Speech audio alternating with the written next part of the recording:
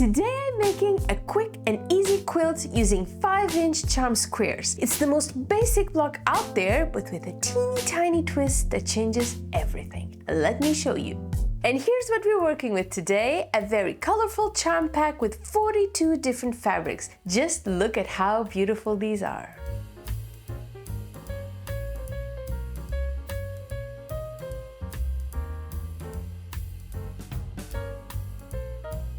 But first we need 2.5-inch squares of white fabric. You know how much I love a bright white to tone down all the colors, but if you like dramatic quilts, a black or navy would look so pretty with these fabrics, or maybe even a soft gray. I do think that solids work best for this pattern, but just do you. We need these smaller squares to cover 2 corners of our charm pack squares. We have done this enough times, there's nothing to it. We just need to draw a diagonal line before sewing. And after that comes the fun part, picking the squares we will use to make our first blocks. And yes, we will be going through all of them, but there's something very exciting about starting with your absolute favorite fabrics. It's like we're starting out on the right foot. But I know this is totally a personal preference. Some people prefer to start with your least favorite and then work your way up, but I have never been a delayed gratification kind of person, so I like to start with a bang. Now, you've probably noticed that there are some colors on my charm pack bundle that I usually cast out. The dreaded browns and beiges. There's just something about those colors that I cannot deal with. However, I am not an unreasonable person, not most of the time, so I can totally admit that these colors work very well with the overall colors. And that's why pre-cuts are always a great idea. You already know the fabrics have been curated to work well together, so that's very handy if picking fabric intimidates you. I personally love it, and the more outlandish combinations, the better. This is a modified snowball quilt block, and I have said it before and I will say it again. Out of all the quilt blocks I love, this one is truly my favorite. Not only because these are very easy to make, but also because these make for so many different variations, and I will be showing you a couple before we're done. Today I am going as basic as they get without missing out on all the awesomeness. In fact, it's so basic that even if you don't get your corners perfect, and I know I rarely do, it will not make the slightest difference. So yeah, if some of your corners are a little crooked like mine are, or smaller or bigger or just different or whatever way, no need to correct them or trim them because I promise they will work out perfectly. And as usual, I have no idea if this quilt pattern, as I will be doing it, has a name. To me, it reminds me of rain falling, so I will be calling it a raindrop quilt. Yes, I am over not knowing the names of the quilts, so now I just make the names up. Of course, if there is a better name, please let me know. And I cannot get over these fabrics. I wish I had the yardage for all of them. Does that happen to you, when you get a pre-cut bundle and you're kind of sad because you wish you had more and that's just a sample? That happens to me so many times. And these, they're rainbow colors with the pink plus the beige and the brown, but it's earthly tones, I guess, which totally makes sense for a raindrop quilt. It's raining, but there's sun, so rainbow, right? Except when it rains, you can smell the ground, like the wet soil, which is one of my favorite scents ever. And the white for the clouds. Perfect color palette. As always, if you want to make this whole process even quicker, just bulk sew your corners. And the way I do that is I add one corner for all the squares, then go back and add the second one for all the squares as well, and this works like a charm.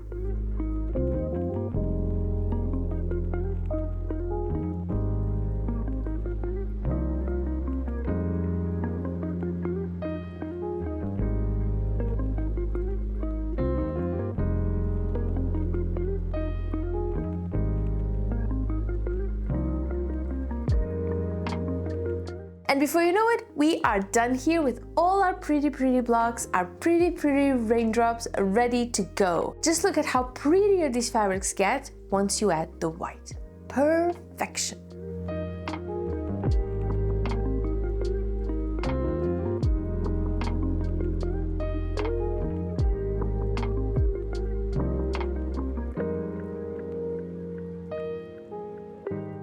Let the games begin. I have a couple of variants in mind that I think you're going to love. In fact, I say that if I hadn't already planned my quilt to be the exact pattern I have in mind, I would probably be very indecisive about which pattern to make.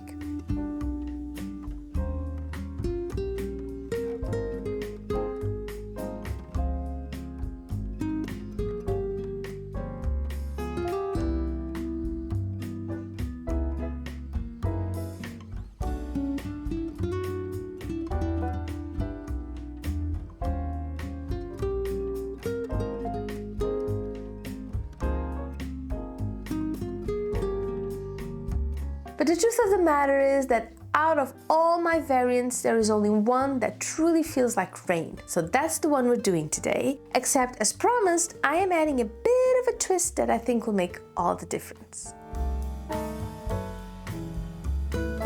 You'll also be very happy to know that for once I am finishing this quilt. I'm doing the sandwich, the quilting, the binding, the whole shebang. And if you want to watch it, just join me on my Patreon on my YouTube membership. And in doing so, not only will you be supporting my work, but you will also have access to all the exclusive content I've been adding on over the months. There's a link in the description waiting for you.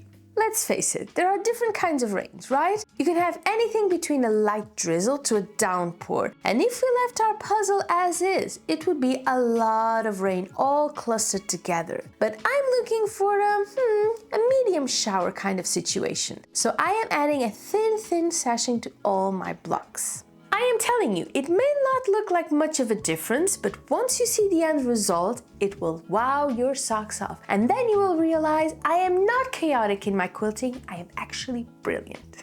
So let's go ahead and add some 1.5-inch strips real quick. I started by adding this sashing to the sides while joining my rows, and this step is pretty straightforward because you don't have to nest any seams or be particularly careful with the placement. You can just add some extra white sashing and trim it afterwards to keep it chill.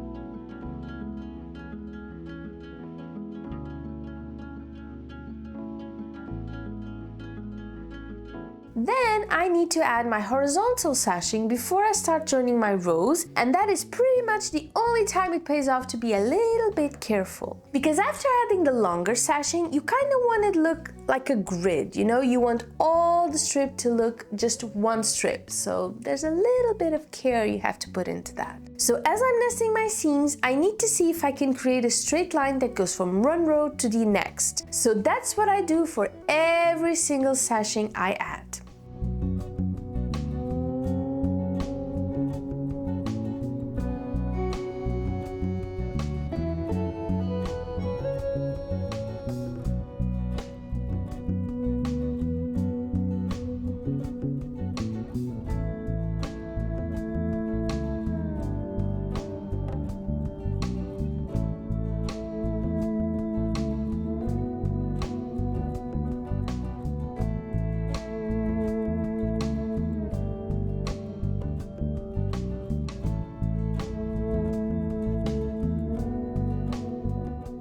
Now that everything is nice and sewn, we need to press. But don't go anywhere because we are not done yet. Because this looks somewhat unfinished, don't you agree?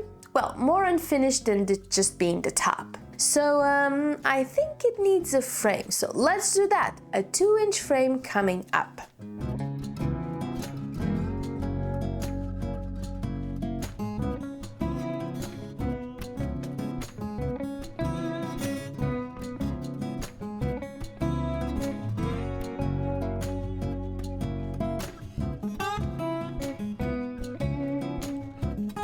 And we are done. Our pretty raindrop quilt looking so lovely. And don't forget, if you want to see how I finish this pretty quilt, join our community here or on my Patreon. The link is in the description. Thank you for watching, happy quilting, and I will see you soon. Bye bye!